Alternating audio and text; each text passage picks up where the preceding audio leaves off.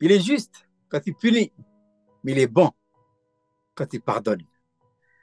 Je vous invite à ouvrir votre Bible dans le livre de la Genèse, chapitre 21, Agar dans le désert. Genèse 21, verset 8 jusqu'au verset 21. Agar dans le désert. Nous lisons ensemble le texte. L'enfant grandit et fut sevré. Et Abraham fit un grand festin le jour où Isaac fut sevré.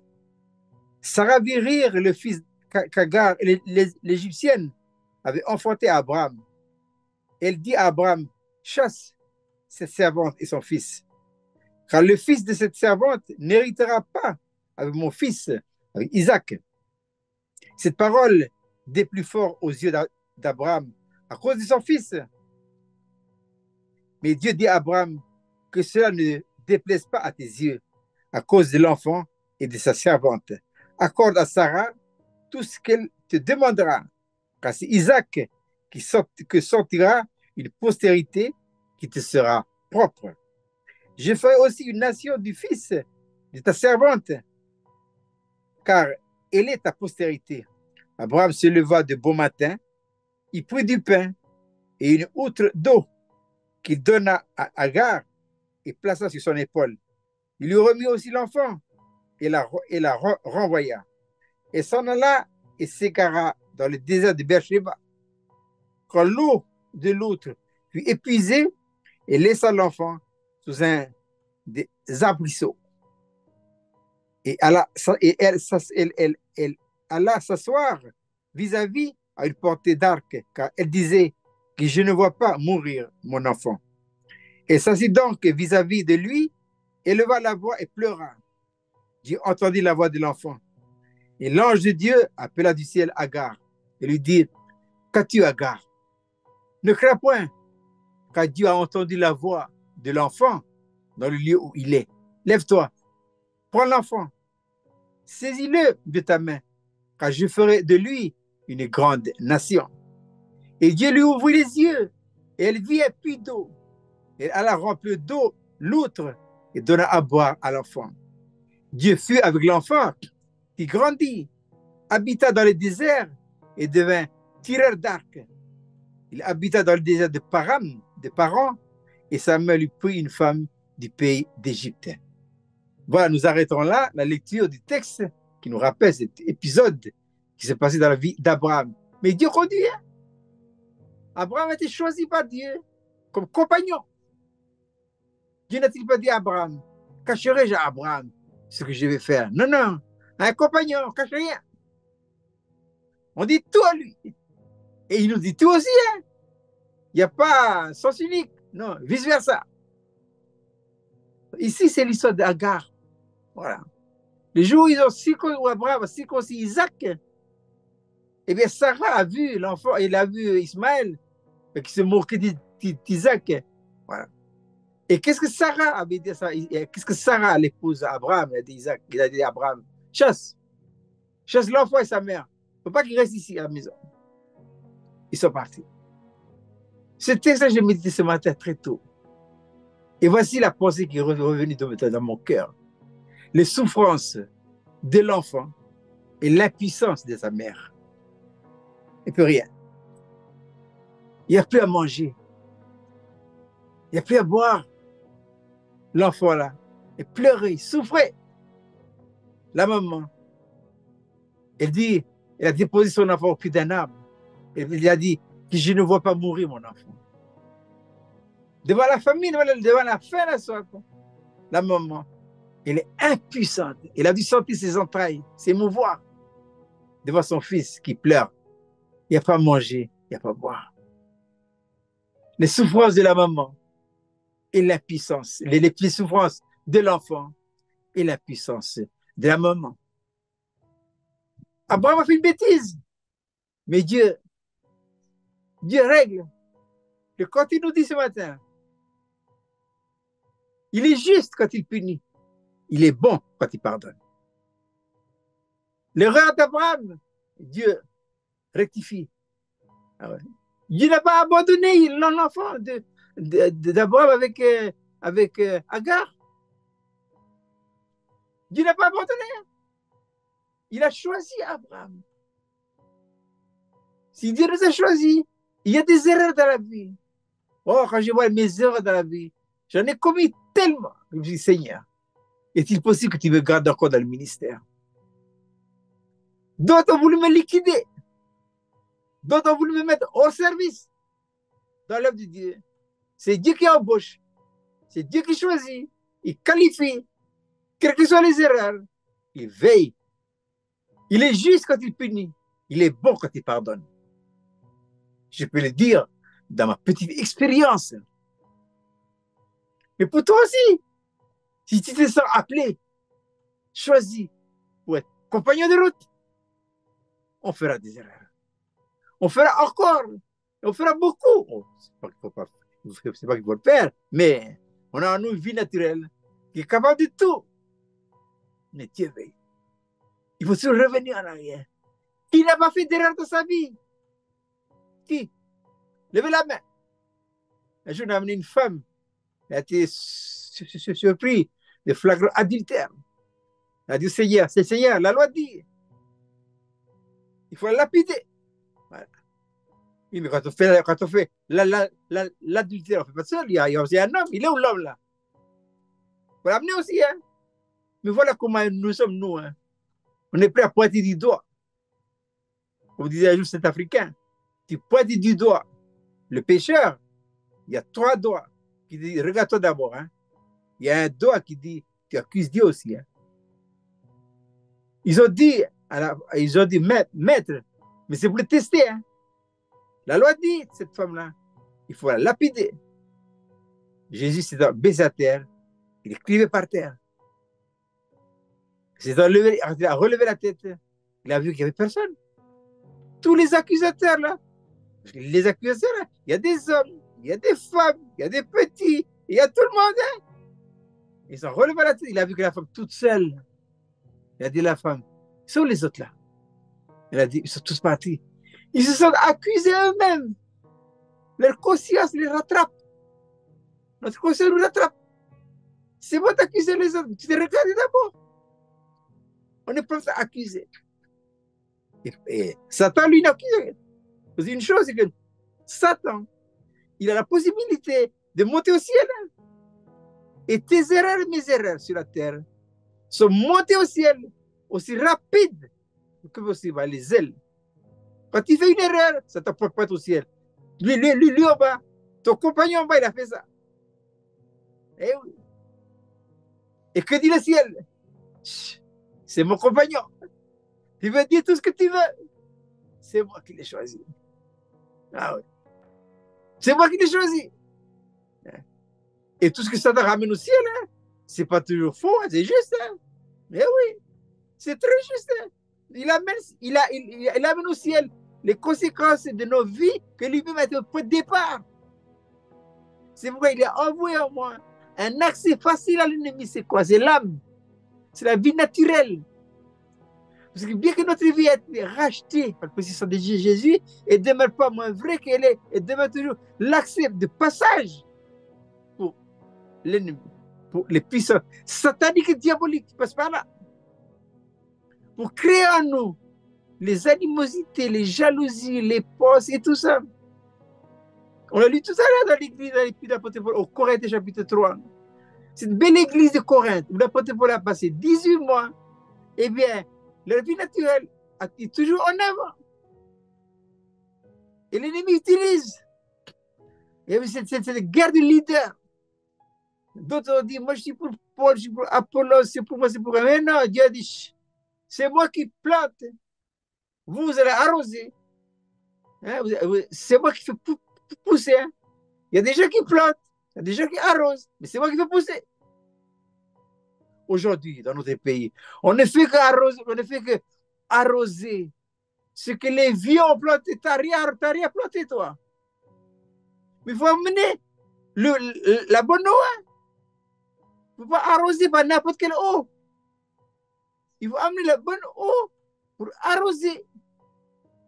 N'amenez pas l'eau du puits de Jacob. Hein.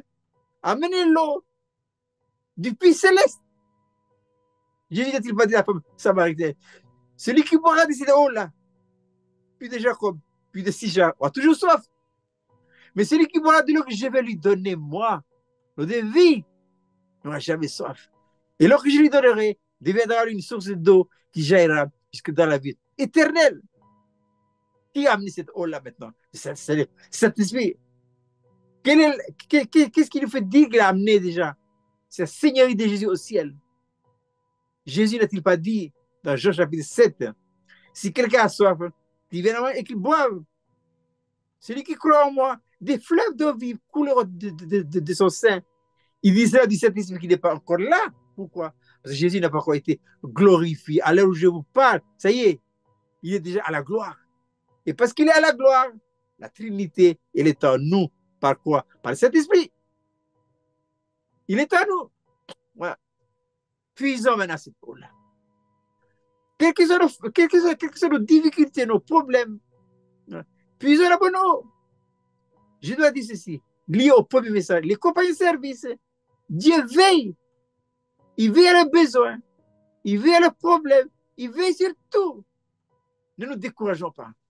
Ne faisons pas comme les enfants de Dieu revenus de la déportation avec Esdras pour rebâtir le temple de Jérusalem. Ils sont bien partis, plein feu, plein flamme, courageux. Mais voilà que l'ennemi les attendait à l'arrivée. Et qu'est-ce qu'il a fait? Il commençait à amener les problèmes, les difficultés. Et ce qui devait arriver, arriva. Ils sont découragés. Voilà. Et puis aussi, ils ont abandonné les travaux. Pendant 20 ans. Voilà. Aujourd'hui, non. Si vous avez des projets en tête, vas-y.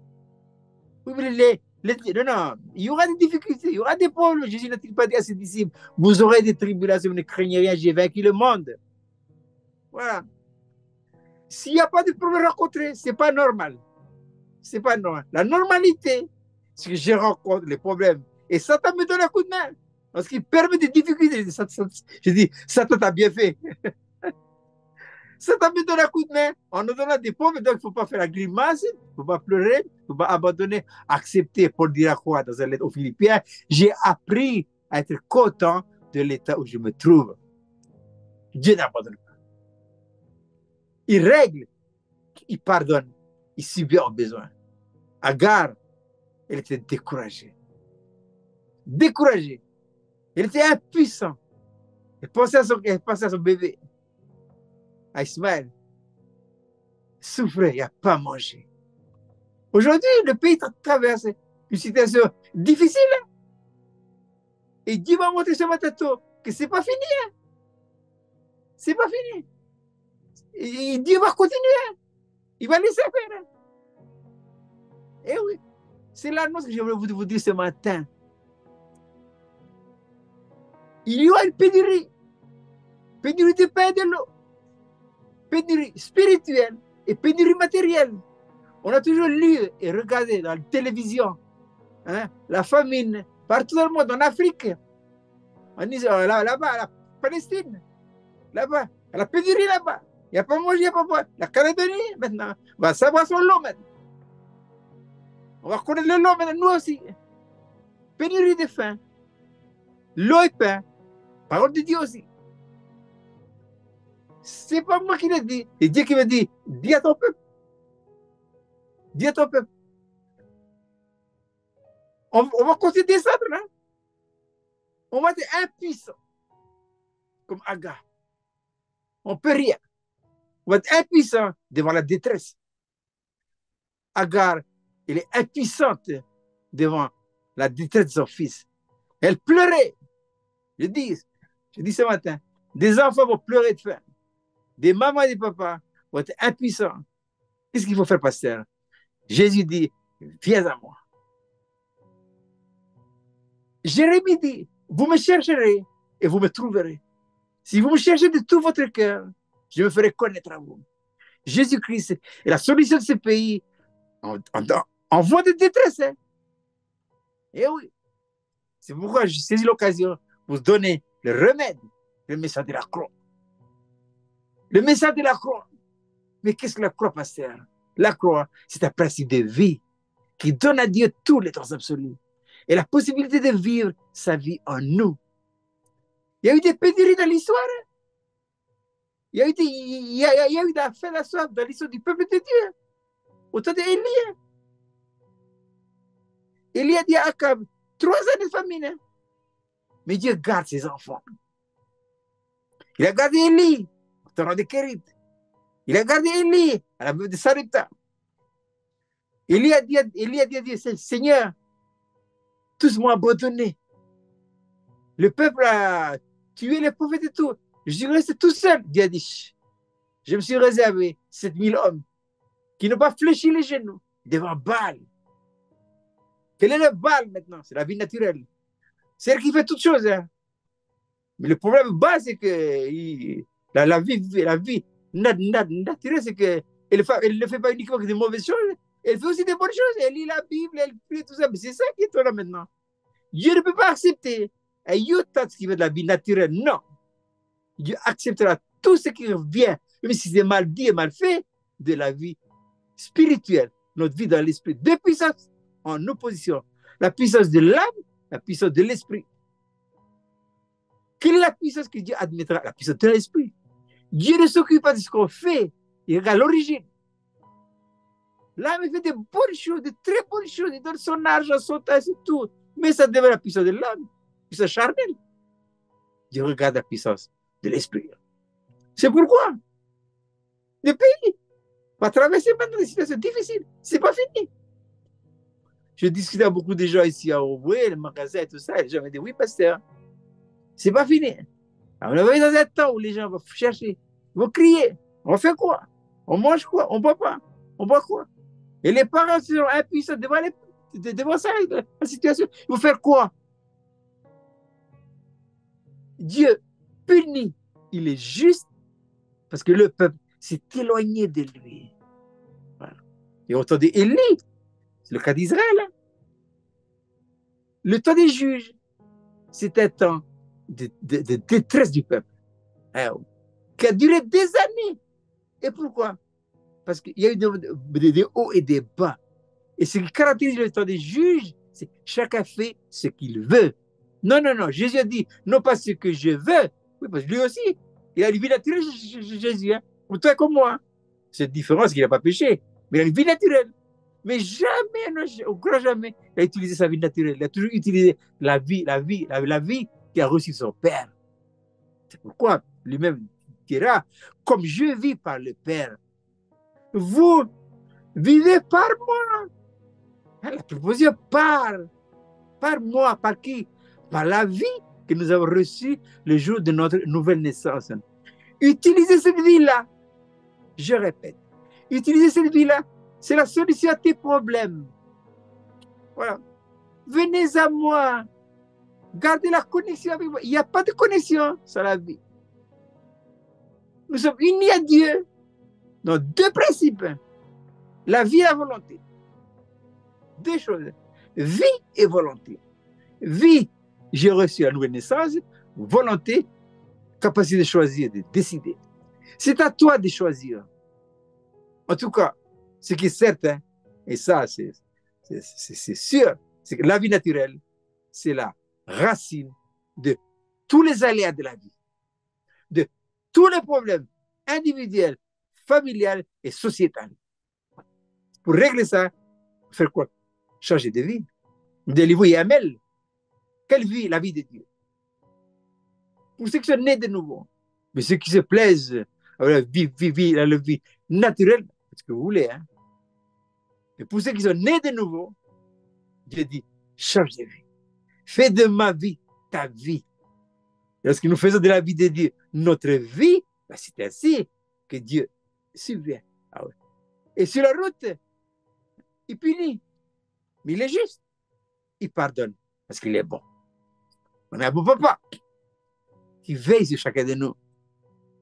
Alors, Agar, elle était tellement découragée.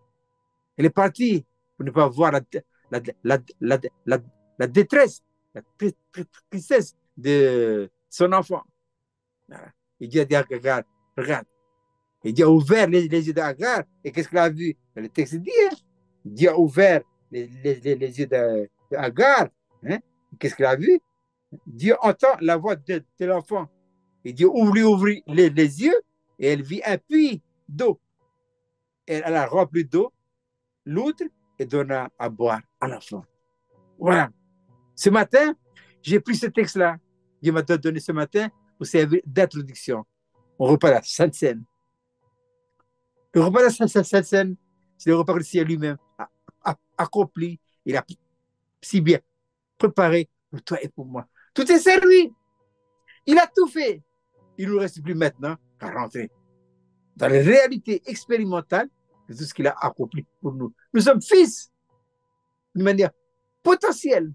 Nous sommes assis au trône d'une manière potentielle, mais nous devons le devenir en rentrant dans les réalités. Et pour rentrer dans les réalités, il faut faire quoi? Pour faire de la vie de Dieu notre vie. Et la solution pour notre pays, c'est quoi? Il faut revenir. Dieu punit, il est juste, mais il pardonne aussi. Il est possible de revenir en arrière. De revenir en arrière, c'est revenir à l'essence même, l'essentiel du message, la parole de Dieu. C'est pourquoi la croix vient dans ce pays. Ce n'est pas un message nouveau, non. Il vient dans le pays, c'est un complément du premier. Rappelez-nous l'histoire du bois. Un bois qui descend. Voilà, c'est le premier aspect du message de la croix, qui descend sur la terre, et un autre bois de travers, c'est le deuxième aspect qui nous fait rentrer dans la réalité expérimentale de ce beau message de la croix, de la rédemption. Voilà.